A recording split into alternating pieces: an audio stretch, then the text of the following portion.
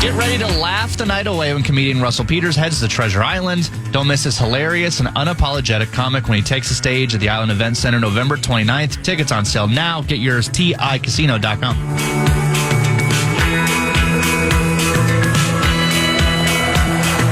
Mike Russo from The Athletic back here on the Fan. Kevin Fallon is nice enough to sit in his studio. Nice enough to sit in my own studio. Yeah, I guess he had no choice because somebody had to let me in and turn this thing on because I didn't know how to do it. But really nice enough after leaving the arena last night at 1 a.m. to come back here because I decided not to do it in your hometown of St. Louis Park at the Fan Studios. I decided to do it at the Tree Rink because I got practice at noon. And speaking of practice, the Kraken right after at 1:30. Isn't it amazing how hard trainers work? Like, these guys have been out here for basically 2 hours setting up for practice. It's not even till 1:30. I promise you know as well as anyone, they're the unsung heroes of any team. As important as the general manager is and the star winger and the goaltender, the guys that do the behind the scenes stuff, especially those trainers and some of those and the equipment guys, I don't know how they do it. They're in the arena 3-4 hours after the game. They're getting stuff on the plane to go to the next road trip, and then when they land, they in the middle of the night. It's relentless. Yeah, I don't know how they do it, but and we talked about with the Wild now having their morning skates here. After morning skates, now the Wild trainers have to now transfer everything over to XL Energy Center, and the Kraken setting up their shop in the PWHL Minnesota Frost locker room as well, the champion Minnesota PWHL team. I was going to take a shot at DaCosta and truck fires, but I decided to not go down that road. Yeah, so I hope me saying that I'm not going to go down that road doesn't still get me in trouble for bringing it up. Yeah, I'll tell you what, I still remember like yesterday being in Ottawa when they had that truck fire. Yeah. And, man, that was a heck of a story. I remember talking to guys like Brunette. Nick Schultz had to go to play it against sports to go buy shoulder pads next day. Unbelievable. It feels like yesterday, and that was 15 years ago. Crazy. And there's nothing I like more than bringing that up to Tony DaCosta, especially on the anniversary every December of the truck fire. Every trip to Ottawa, you have to think about it, right? No, exactly. It comes to my mind. Yep, and he's lucky enough that I'm not actually covering the game in Ottawa this year. That'll be my colleague Joe Smith, but we'll see. What happened to Joe Smith? I thought he's on why are you leave. at everything? He's at paternity leave, so I'm the beat writer until at least December 15th. So the Athletic gives paternity leave. Yeah, 5 months. 5 months of paternity leave. Yeah. Are you kidding me? That's fantastic. But you could split it up. So he was he came back in late July, worked till early September, and then started up again at training camp. So wait a second. Why didn't he take his? I don't get it. All right. Well, I think good it's for obvious. him. Yeah, awesome. So congrats. We got a caller. Look at that. Let's see. Is it Larry in Woodbury? You're on the Fan. What's up? Hey, Mike, I think one of the things that bothered you the most last season about the Wild was definitely one of the things that bothered me the most, and that was the Wild's awful penalty kill. And obviously you got to get a save when you're shorthanded, but, man, it seemed like the defensemen just let the opposition do whatever they want in front of the net. Were they being coached not to clear them out of there? Secondly, can you please add the great Jeff Merrick to the Athletic lineup? Man, that guy is so good. We got to get him back on the air. Yeah. He's got something in the works. Lastly, sorry. Continue, Larry. Lastly, it's a great time of year, if for no other reason than more Falded. Amen to that. This got to be checks in the mail, Larry. Yeah, I don't know. Brett, you got to start, looking at these callers with more of a fine-tooth comb. So you're saying Woodbury Larry? I should have investigated more. Yeah, Woodbury Larry, you need to put this in your book and know that he's a pro Faunos guy for next time he calls, because that will not fly, especially when I'm filling in. Yeah. So Jeff Merrick has something in the works that I think I thought it was going to be announced Monday, but it hasn't yet been. I'd love it, trust me, to be with the Athletic, but it's not. But coincidentally, we had his former co-host Elliot on earlier in the show. In terms of your penalty kill, I mean, look, they weren't being coached not to clear it out. I do think it's a bit too much in the DNA of the players. I mean, they're just look. I love Jonas Bodine as a player, and obviously Jared Spurgeon wasn't around a lot last year, but they're not the biggest guys. I think this is something that they want to really improve on this year. Is obviously the penalty kill, but being much more physical and clearing guys out in front of the net.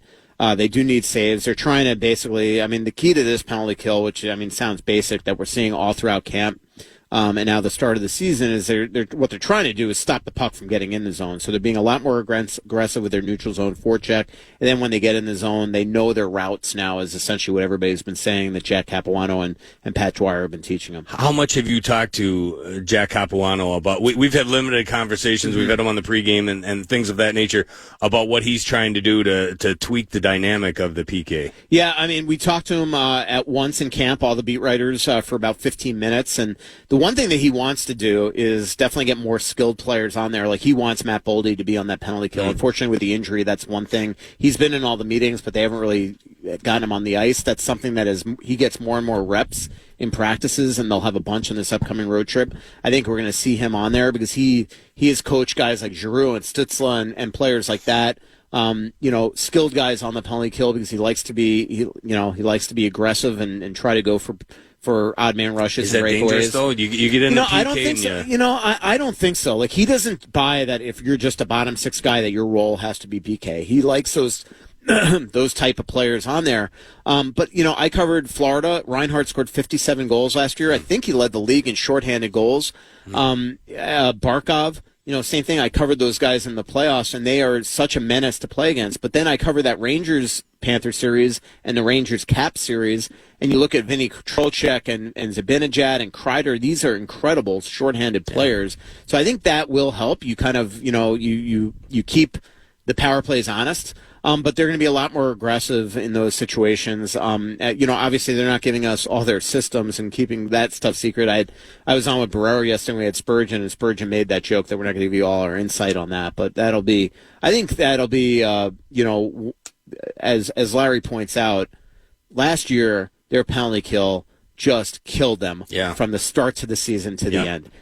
When John got here and Pat Dwyer got here, they got better right away and were really good for 7, 8, 9 games, and then they suffered injury after injury after injury, a lot of those to their penalty kill guys, and I think it hurt them. But they've got to be better. You can afford to have a mediocre power play, make the playoffs, and even win in the playoffs. Penalty kill though does not happen. And who was 1-2 last year in the penalty kill in the playoffs? The Florida Panthers and the Edmonton Oilers, the Stanley Cup finalists. Let's do this. Let's take a break. Larry was a great caller, by the way. Yeah, great caller. Other than his last point, which to me discredited his first 2 points. Wouldn't you agree, Brett? No comment. Good answer.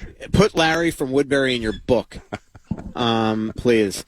Somebody's asking if we're going to take golf calls. You are a golf stud. I'm not a golf stud. I love to golf. We can talk golf if you want. I think Common might be irritated if we step on his touchdown. But. Yeah, but when we come back, Dan Hayes from The Athletic, one of our 2 incredible Minnesota Twins writers, one half of Aaron Gleeman as well. The 2 of them do a tremendous job for The Athletic covering the Twins. Bombshell the other day when the Pohlad family announced their intent to look to sell the Twins, which is the key word. You got to give them the money for them to sell. I think they're not going to just sell it for like 1.2.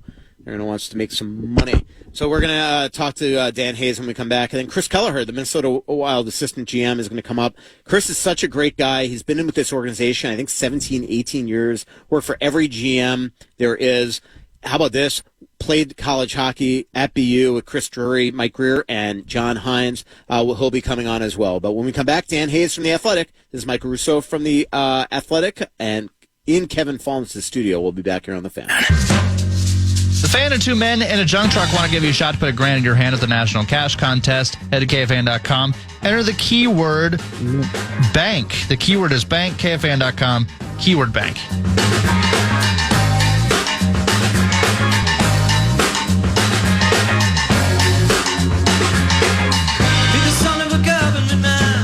Mike Russo from The Athletic back here on The Fan. Minnesota Wild to practice in 40 minutes, about 50 feet from Kevin Fallness and myself, and then the Seattle Kraken right after that. But let's turn our attention to the Minnesota Twins, and along with Aaron Gleeman, Dan Hayes does a just absolutely tremendous job for The Athletic covering the Twins. Veteran baseball writer. Bet he's glad he no longer covers the Chicago White Sox after this year, but he kind of covered a similar train wreck down the stretch in the Minnesota Twins. And Dan Hayes, how are you? I'm good, man. Thanks for having me on. Boy, your White Sox. Can you imagine covering that this year? Yeah, I'm glad I don't cover them. That was a rough. And similarly for like with you with the Marlins, right? Like just not good franchise baseball. Yeah. Just they're a joke to baseball, basically. That's where those two franchises are, and we used to cover them. It's not the glory days like they've previously had. Yeah, no, I totally agree with you. So let's turn our attention to the Twins. I mean, bombshell the other day where the Pohlad family puts out the press release announcing their intention to explore selling the team, which kind of sounds like a concept of a plan. But they obviously, they're not saying they're going to sell. They're exploring selling. And obviously the Pohlads have been, the stewards of this franchise for 40 years, but, big topic down the stretch because they obviously they slashed payroll this year by $30 million.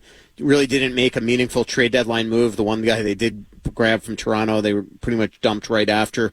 And then they've just been getting skewered through the mud here down the stretch. I mean, do you think that this, that this release they put out the other day was sort of to, just sort of tone down that fire that was around this family? I don't know that would be the move, only because, I mean, were they not to sell, it would just get uglier. And it's ugly. It's been ugly. This is my 7th season on Twins, and I'd say the vitriol on social media, and we even saw it at the stadium, was pretty bad, directed their way. And, it was not a good year for messaging for them. Joe Pohlad made the phrase right-sizing the business in a radio interview in spring training, and fans never forgot that. And, they were already upset about the idea that payroll had been slashed by $30 million after last year. Look, teams have to cut payroll from time to time, and I know the TV uncertainty played into that, but I think fans were really hoping that this team capitalized on what was such a great year in 2023. And that October, Twins fans showed everybody in baseball something. The way they showed up, they represented. It was loud at Target Field. It was great. It was exactly what you want out of your fan base. And I think they felt like they got the cold shoulder from the ownership group. And Joe Pohlad the last Sunday of the season said that he didn't think it was a resource thing, that the front office had everything they needed. And okay, look, the front office may have told them that, but no, that's what the front office is supposed to say. Any team would take an additional $30 million. Even $15 million gets them a starting pitcher, and they don't go in with just a really thin starting pitching plan. And it caught up to them, just like everybody kind of suspected it would, because you have 3 rookies pitching down the stretch.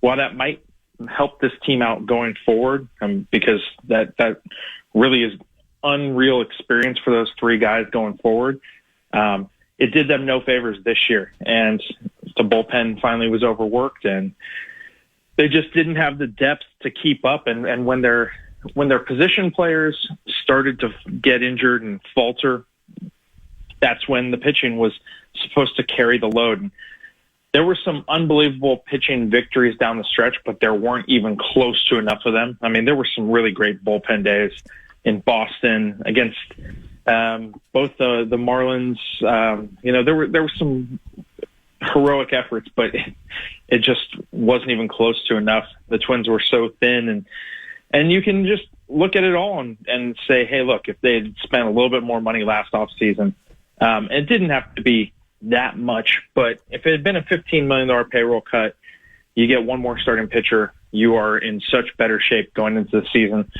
rather than the plan they had to take in. And so I think from a messaging standpoint, all that stuff was just really a bad year. Look, teams, when they win the division, they expect a boost in tickets.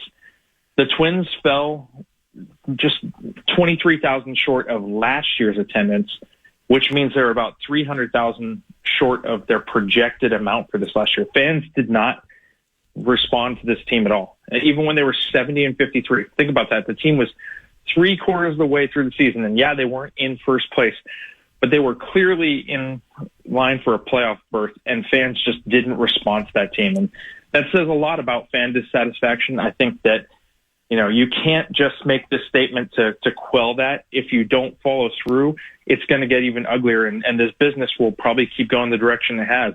Look, this team has only reached 2 million in attendance twice in the last 8 years. They've made the playoffs 4 times in that span.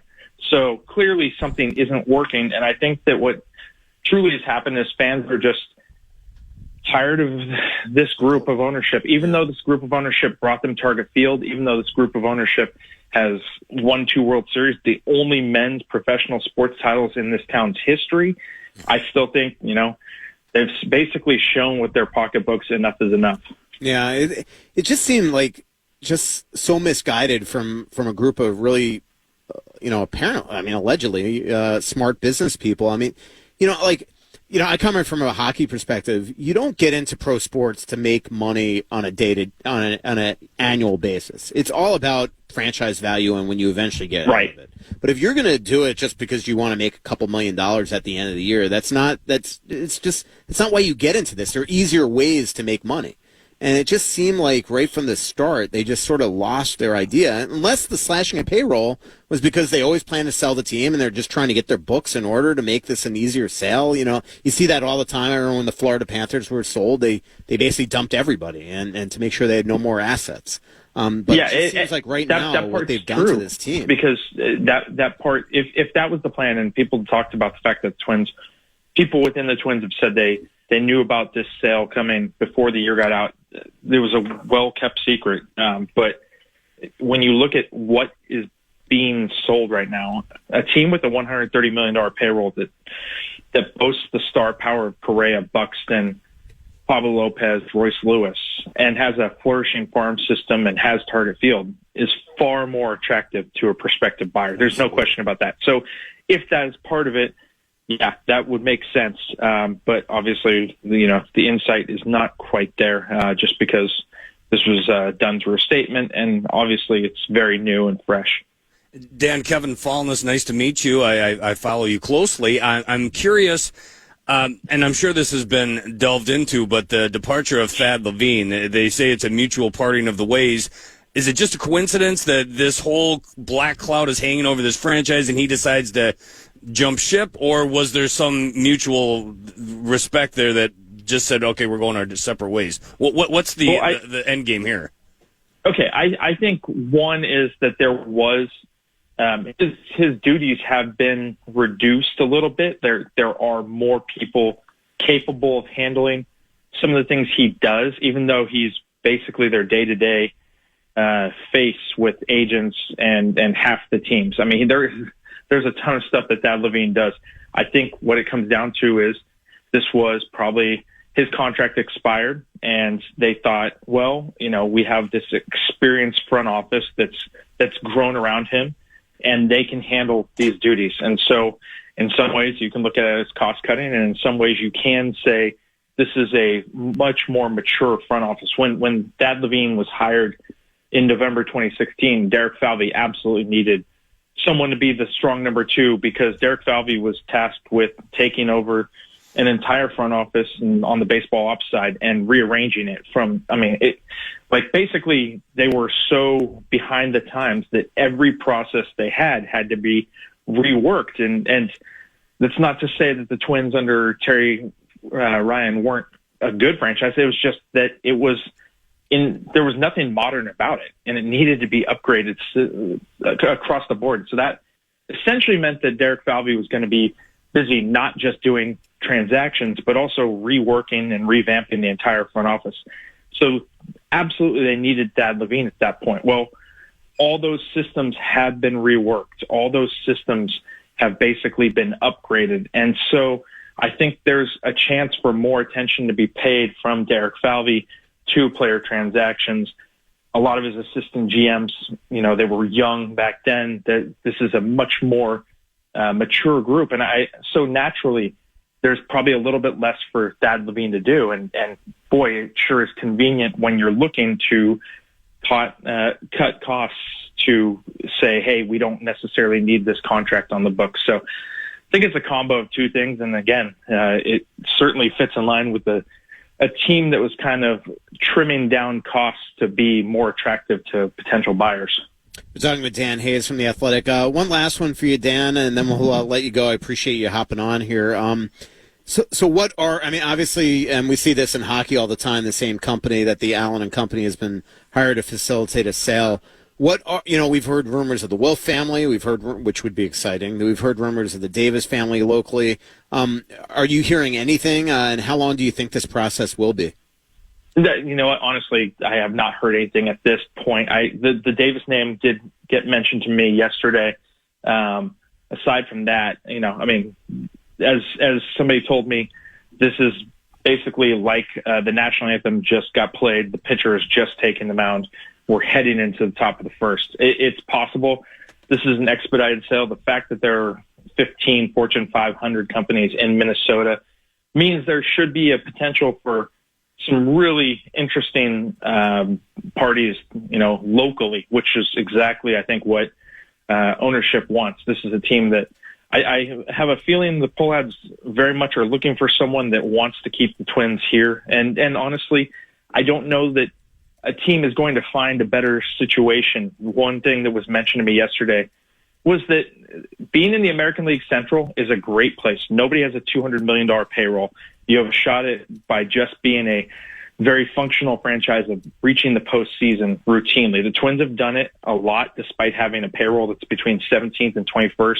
They've made the playoffs 4 times in 8 years, despite being in the lower third of baseball and payroll. So, I mean, this is a good spot to be. You have Target Field, which is still beautiful, and I know fans are worried about them potentially leaving for Nashville, leaving for Charlotte, something like that. But I think the goal here is to try and find a local buyer that will keep them here for, the next couple of generations. A-Rod. That's what I say, A-Rod. Could you imagine that? That'd be amazing. The Yankees always dominate the Twins in the postseason, and A-Rod's sort of the face of that, and A-Rod takes over. That would be, man, I don't know how Twins fans would react to that, but it should be interesting. Fondness, I love this, but I covered A-Rod in high school. You discovered him, is what I was told. Yeah. I was, I Westminster Christian, Rich Awesome. Hoffman. Yeah. All right. Hey, Dan, really appreciate it. Yeah, thanks a lot, Mike. Yep, that's awesome. That is Dan Hayes, our incredible baseball writer at The Athletic with Aaron Gleeman. Did you hear what Barrero said? I think it was Barrero yesterday. He said his suggestion was A-Rod and Laurie take over the Timberwolves. That frees up, what's-his-face that owns them currently, Glenn Taylor. And then Glenn Taylor can go ahead and buy the Twins, keep him local. He can be a local hero. Yeah. I think that and maybe Glenn Taylor could sell, or he just sells the Timberwolves to the Pohlad family. All right, here we go. Let's take a quick break. Minnesota Wild assistant general manager Chris Kelleher waiting in the wings to talk to Fallness and I. Last segment of the show coming up. This is Michael Russo from The Athletic. We'll be back here on The Fan. It's the playoffs. Come out to Mall of America this Sunday for a playoff championship series watch party from 1:30 to 3:30. The game will be streamed live on the big screen in the Huntington Bank Rotunda with tons of fun prizes, games for all ages. Full details, KFAN.com, keyword calendar. Final segment of the show, Michael Russo from The Athletic and Kevin Fallness in the studio. Kevin kind enough to stay the entire show, and really happy to be joined by one of the oldest employees in Wild history. I mean, there's Tony DaCosta, Aaron Sickman, Kevin Fallness, and Chris Kelleher. Not my age, right? No. The length I've been here. Length you've been here. Okay. Chris Kelleher elevated to Wild assistant GM this year. But, man, you have had every title for this organization. You've worked for every GM, starting with Doug Risebrough. This is your 17th year in the organization. And Bill Guerin obviously respects you dramatically to the point that he's made you one of the assistant GMs this year. Yeah. No, it's great. I love it's a great organization. Like you said, this will be my 17th year. I've had every GM, lots of coaches, lots of players have gone through, staff, everything, and I'm fortunate to still be here, and I love it. I love Minnesota, and I've been here so long. I want to see us win. Yeah. There's fans out there that'll know your name and they'll hear assistant general manager, but there's like 18 of them in this organization. I'm just kidding. There's only a few of them. What does your role mean? Assistant general manager for Chris Kelleher, what does that entail? Most of it will be kind of what I was doing as far as going out watching the other NHL teams for trades, free agents, building our minor league team, helping with that. I'll be around our team a little more now because I really think you get a different feel when you're here as opposed to kind of hearing about it. So I think that stuff that'll be the biggest change for me, is being around more and going on some road trips or being in Minnesota more. But again, I have to be out there watching the other teams for the free agents and if trades come up or something like that. So that'll still be a big part of it. And tell us about your background. I mean, I think anybody that follows hockey knows the Kelleher family out in the Northeast. Your brother Pat has run USA Hockey for a while, but this all starts with your dad, right? Yeah. He was a mite coach back where we grew up for, I think, over 40 years. He started with my oldest brother, Pat, and he stayed as a mite coach. We all went through it. I have 4 brothers. We all went through it, and then he never moved up. He liked that age, and he liked, help develop kids and start them off the right way. And he didn't want to coach us as we got older. So it was, he won, I think, the William Thayer Tutt Award for USA Hockey I think it's the youth hockey coach of, appreciation. And, he definitely started it all. And, all my brothers in some way are connected to hockey. So. For a guy that's worked for every general manager in the history of this franchise, going back so many years, how have you seen this franchise evolve from where it was under Doug Risebrough to now where it is under Bill Guerin? Yeah, with Doug, it was only my first year, and I was part-time, so I wasn't too involved. But, now I see Doug out with the Rangers, not as much anymore. But and Doug's a great guy, and, I have a lot of respect for him, and he did a great job here. It's been every GM is different, right? Like Chuck was here a long time, and Chuck was a great guy to work for. And I think he did a lot of good things. Again, it's skewed because we haven't gotten to where we wanted to get, right? So we hope now that with Billy here and some of the moves we're trying to make and some of the stuff happening next year that people might know about as far as the money coming off, that might, hopefully that helps. And, so I just think we're going the right way. We will get there. We got some really good players. We got some good young guys coming. So I think it's exciting. I think it's, we're heading the right way. It's a hard league to win in. Like one team wins, one team's happy at the end of the year, right? Like Edmonton went to Game 7, they're pissed off. Yeah. Like, what do we, and they lose their first game 6-0. Now everybody's, this is big trouble. Like the Edmonton's going to be fine. Like, so there's, but I think we're going the right way, and I think it's going to be an exciting time. Sometimes, because you were the director of player personnel, you were director of pro scouting, all that. Pro hockey players has been your cup of tea for pretty much your entire tenure here in Minnesota.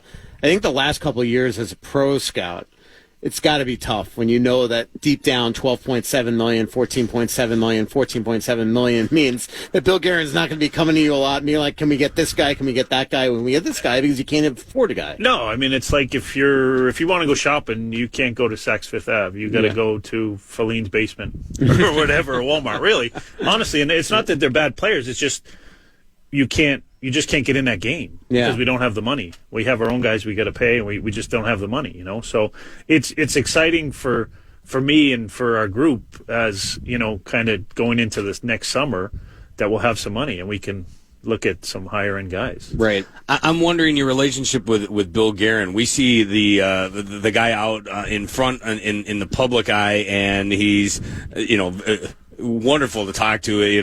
As far as the media goes, he's outstanding and very approachable. What's the working relationship behind the curtain? It's great. What you see is what you get with Billy. He doesn't pull any punches. He's you've seen it where he can joke around, but then he can be serious, and that's exactly how he is. Like he'll make things light when they need to be made light, but when it's time to work and time to be serious, that's what he is. He's he trusts you and gives you what you do, and if you're not doing it the way he thinks is the right way, then he'll let you know. But he'll let you do your job until you don't, and then I think that's great. And I think he puts a lot of faith in all the guys he has as directors, running the different departments, and so he's great to work for. What you see is what you get. He's not phony on one side or the other with you guys or with us. We're talking with Chris Kelleher, one of 3 assistant general managers for the Wild. Matt Sells, who's mostly the contract negotiator, Mike Murray, and Chris. And Chris is also the director of player personnel for USA Hockey for the Bill Guerin run teams for the 4 Nations. and the Winter Olympics, and I want to talk to you about that next. But first, I want to talk to you about your BU days. You played at BU, played with Mike Greer, played with John Hines, and your college roommate was Chris Drury. What and here, what are the chances that you're going to be with Hines again? That your best buddy in the world is Chris Drury? I mean, it's just pretty neat. It's really cool. And I remember when Billy called me, I was sitting on my couch and he told me Drury was going to be part of it, and I got really emotional when I was going to be a part of it, and then when Billy said when he called Chris, he thought Chris was more excited that I was going to be a part of it than him, because he probably assumed he was going to be. But it's really cool. I think, anytime you can work with guys like Chris, who's one of my best friends, Tommy Fitz, really sharp. Billy Zito just won the Cup, really sharp guy. Some of the calls we have, it's just to soak some of it in and listen to these guys, it's really good. And you just got off a call. Speak of the, at 9 a.m., you guys had a USA Hockey call. I mean, the Four Nations roster really, really tight. I mean, you can only have 13 forwards, 7D, and 3 goalies, basically. Yep. No taxi squad. Nope. Rosters have to be in. We're thinking December 2nd, might be earlier. And so now you are getting pedal to the metal to try to pick this team. And I just look at the names here, and you have the shoo-ins, but then you have guys like Jake Sanderson and Matt Boldy and Brock Faber and Brock Besser, and this is going to be a hard team to pick. Oh, yeah. Yeah, I mean, we went through it today. We have our guys that, we picked the first 6, obviously. We have some other guys that we feel are locks. And the first 6, again, are Jack Eichel, Austin Matthews, Kachuk, Adam Fox, Charlie McAvoy, and Quinn Hughes. Yeah. Yeah. So, those are the 6 guys we picked. They're on. There's other guys that people could assume are probably on. And then there's going to be a lot of tough decisions. There's guys, because most of these guys are all top-line players on their team, which is a great problem to have for American hockey, no doubt about it. And same with the defense, right? We have 3 already, so we need 3 more. Those guys are all probably number 1, number 2 D for their team. They may come in as 5, 6 D, right? But again, they're going to be thrilled to be on this team and part of it. It's just going to be the decisions are going to be tough because you're going to leave guys off that people are going to say, oh, well, how could you not pick him? And it's always going to be that way, right? You're not going to put a roster together that every person says, oh, I agree with that. And that's part of it. But we feel we have to put together the best team. Doesn't mean it's the best 23 players, based on skill or whatever it may be, goal scoring, whatever it may be. You got to build the best team. And that's kind of what we're going through now is trying to figure that out. Swayman, Hellebuck, and Oettinger, probably your goalies with Demko hurt. The guy that rose the stock to me, in my eyes yesterday, besides Matt Boldy, which we can talk about in a second, Zach Werenski. 100%. Yeah, my 100%. God. It's funny you say that because Billy and I had a conversation this morning about it. And Zach probably didn't have his best world championships, so I think there was a little bit of a kind of, okay, what do we think of this guy? But last night I was like, Billy, I said he played well. Real well. He was controlling the game back there. So that play he made on Boldy on the breakaway, 7 shots on goal. Yeah. Goal. I mean, he controlled the game on the back end for them. He was really good. I agree. And that's on that side. And then, of course, when we talk about Matt Boldy, we had Boldy in here just a couple of hours ago, and we were talking about the hesitation about, oh, you're going to come into this first game. You haven't had any training camp, no preseason games. The dude didn't miss a beat. No, he is. I mean, to me, I just think that, his ceiling is so high. Yeah. I really think this kid's going to take off. I mean, he's already had some good years, right? We know what he is, but I think there's still more there. He's such a smart player. He uses his body so well. He can skate. He can rip the puck. He can make plays.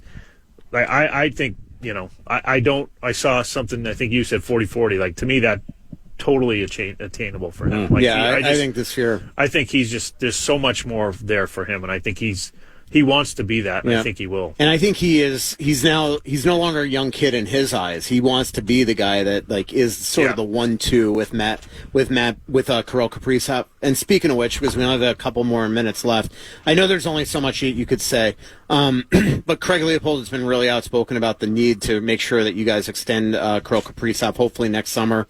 Can pay him more than anybody. Obviously, give him the max term that nobody can give him the 8th year. I ran into Paul Theophanis and Kirill Kaprizov having dinner 2 nights ago and found out that he was, that Paul at least was in the office talking to you guys.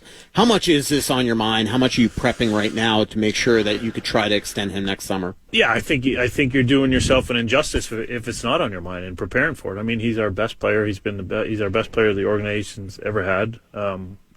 I think if you didn't think about it and wonder about it and talk about it, then you're just being kind of ignorant to the situation because it's there. Listen, we it's going to be all hands on deck to get him signed, and we know he wants to win, and that's been out there, and of course he does. Of course he does. We want to win too, so we're going to do whatever we can to sign him. If anybody said any different, come on. Yeah. Who wouldn't want Kirill Kaprizov? They get these rumors with Chicago, whatever. Any team could say, hey, I would love to have, why wouldn't you? Well, we do too. So we hope it works out. Again, at the end of the day, it's going to be his decision, but there's not going to be any, stone unturned or anything to try to make sure we get him. I'll only have about a minute. I got to ask you about tomorrow night. What's the front office, the management philosophy? It's only game number 2 of the season, but it's your second in a row at home, and then you're on the road for the rest of the month. What's the importance of Saturday night? It's big, yeah. But I think because of the way the schedule plays out the rest of the month. And you know what? The game tomorrow night means the same as the game in March after the deadline. They're all a game, 2 points. So to me, it doesn't matter. It's only the second game. You're not going to be as sharp. Were we as sharp last night as we want to be? No. But it's the first game, but we got the 2 points. It's the same with tomorrow night. You got to just play. You got to get points. You got to bank the points, especially with the road trip. Give us one quick John Hines story from college. Oh, man. That's going to be tough. I can't, think that quick.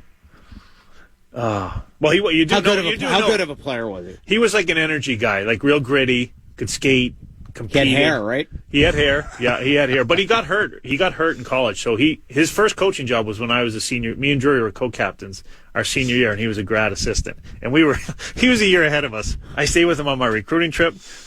Freshman, sophomore year, he was part of the team. We all went out and stuff, and then he was my grad assistant. It was kind of hey, you can't be telling me how to break the puck out here. I'm I was just at the bar with you a couple years ago. But no, he's a great, he's got a great personality, and he's funny. I don't know if you see it as much, but he's a funny guy. Good dude. Yeah. Well, Chris, really appreciate you coming in. That is Chris Kelleher, one of the Wild's assistant general managers. Thanks to all my guests today, Elliot Friedman, Dane Mizutani, Dan Hayes, and of course Matt Boldy. Fallness, I can't believe you let me in your studio. This guy left the arena at 1 a.m. yesterday. Yeah, it's all right. 1 a.m. and came in here just to unlock and being here with me. Happy to do it. Filling in tomorrow, by the way, noon to 2. We got Micheletti and a bunch of other guests. So me tune too. in for that. Right, I got to return the favor. And you're on at 1. Yep. I can't believe Brett Blakemore didn't chime in. He's a big, he is. If he could be assistant general manager in the Minnesota Wild, there's no doubt that he is. Could do it. This is Michael Russo from The Athletic. Thanks for Paul Allen for letting me sit in his chair. Talk to you next time, everybody. Podcast today's Paul Allen Show, or listen back to previous show and interviews by going to the iHeartRadio app or KFAN.com.